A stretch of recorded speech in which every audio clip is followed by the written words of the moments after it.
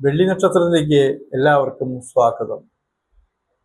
കഴിഞ്ഞ ദിവസം നമ്മൾ പറഞ്ഞു എറണാകുളം ഭാഗത്തുകൂടെ നടക്കുമ്പോൾ ചീഞ്ഞ് നാറ്റം എടുത്തു എന്നുള്ളത്.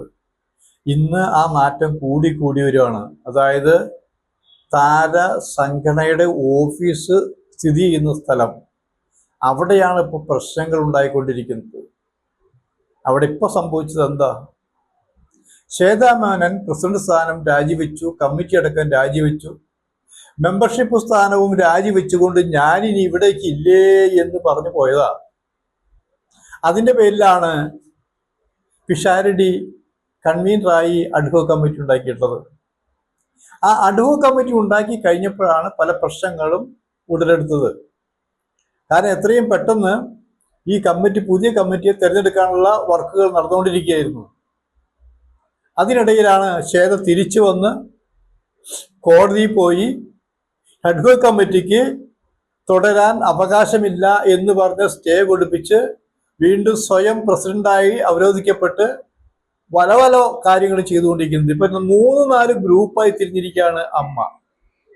ഈ അമ്മ 3-4 ഗ്രൂപ്പായി തിരിഞ്ഞപ്പോഴാണ് ഓരോ നടികളും ചില രേഖകൾ ഹാജരാക്കിക്കൊണ്ട് 2 കോടി രൂപ BJPയിൽ നിന്ന് ശ്വേതാ മേനോൻ വാങ്ങിയിരിക്കുന്നു, അദാനി ഗ്രൂപ്പിൽ നിന്ന് 15 കോടി വാങ്ങാൻ ഏർപ്പാടായിരിക്കുന്നു. ഇങ്ങനെയുള്ള ആരോപണങ്ങൾ വന്നുകൊണ്ടിരിക്കുകയാണ്. ഈ ആരോപണങ്ങൾ തകൃതിയായി വന്നുകൊണ്ടിരിക്കുമ്പോൾ ഒരു ഗ്രൂപ്പ് നടികള് പ്രസ് മീറ്റ് നടത്തുന്നു, വേറൊരു ഗ്രൂപ്പ് നടികൾ പ്രസ് മീറ്റ് നടത്തുന്നു. ഇങ്ങനെ പ്രസ് മീറ്റ് നടത്തി അമേദ്യം മാരി എറിഞ്ഞ് അയ്യോ എന്തോരു നാറ്റം. അങ്ങനെ നാറിക്കൊണ്ടിരിക്കുമ്പോ ആണത്വമില്ലാത്ത കുറെ താരങ്ങളുണ്ട് അവിടെ. ഇത്രയൊക്കെ നടന്നിട്ട് ഈ പെണ്ണുങ്ങൾ ഇതൊക്കെ ചെയ്തുകൊണ്ടിരിക്കുമ്പോ എന്താണ് എന്ന് ചോദിക്കാൻ നട്ടലുള്ള ഒരു താര ആണ് ഇവിടെ ഇല്ല എന്ന് മനസ്സിലാക്കണേ. എവിടെ പോയി അവര്? 4 കൊമ്പ് 5 കൊമ്പും ഒക്കെ ഉള്ളതാണ്. എല്ലാവരും നട്ടലുള്ള എന്നാ പറഞ്ഞിരിക്കുന്നത്. അതിന് മോഹൻലാൽ എവിടെ, മമ്മൂട്ടി എവിടെ, പൃഥ്വിരാജ് എവിടെ? അങ്ങനെ കുറെ പേരുണ്ട് ഇവിടെ, വമ്പന്മാര് ഇല്ലേ, 10-500 വമ്പന്മാരുണ്ട്. ഇവരൊക്കെ എവിടെ പോയി?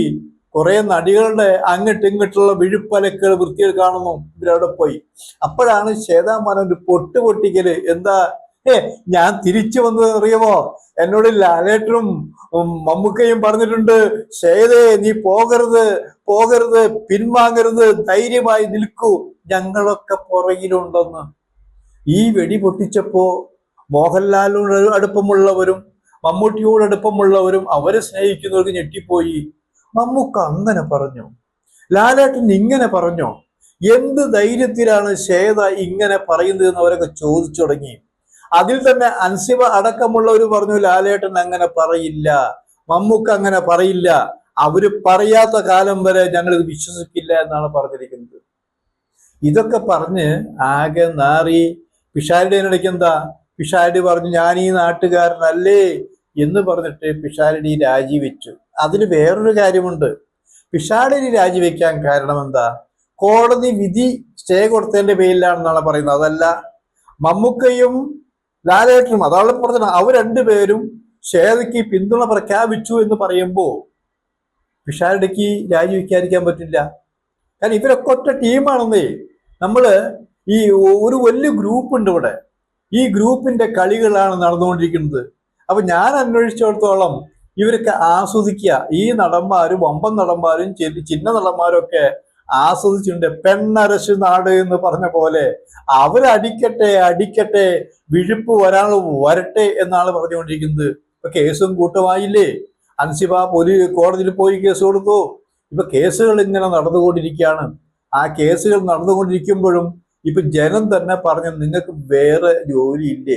ചാനലുകാരും പറയുന്നു, നിങ്ങൾക്ക് വേറെ ജോലിയില്ലേ? ഈ വാർത്തയല്ലാതെ യൂട്യൂബേഴ്സിനോടും പറയുന്നത് എന്താ? നിങ്ങൾക്കത് ഉപേക്ഷിക്കുക, ഞങ്ങൾക്കത് കാണണ്ട കേൾക്കണ്ട എന്നാണ് പറഞ്ഞുകൊണ്ടിരിക്കുന്നത്. പക്ഷെ ഇതിന്റെ പുറകിൽ വേറെ ആരൊക്കെയോ കളിയുണ്ട്, രാഷ്ട്രീയ കളിയുണ്ട്. ഞാൻ ഇടയ്ക്ക് ആലോചിച്ചിട്ടുണ്ട്, ഇതില് കുറെ നല്ല മനുഷ്യരായ നടന്മാർ ഈ സംഘടനയുണ്ട്. അവർ നിശബ്ദരാണ്. അവരെന്തുകൊണ്ടും നിശബ്ദരായിരിക്കുന്നു. പക്ഷെ ഒരു കാര്യം നമുക്ക് അറിയണം, ഇത് ആരപ്പ, നേരത്തെ പോലെ ശബരിമലയുടെ കാരണം ആരപ്പ എന്ന് ചോദിച്ച പോലെ ശ്വേതാ മേനോന്റെ പുറകിലുള്ളത് ആരപ്പ എന്ന് ചോദിക്കുമ്പോൾ തന്നെ അത് മോഹൻലാലും മമ്മൂട്ടിയുമാണപ്പ എന്ന് പറഞ്ഞു തുടങ്ങിയിരിക്കുന്നു.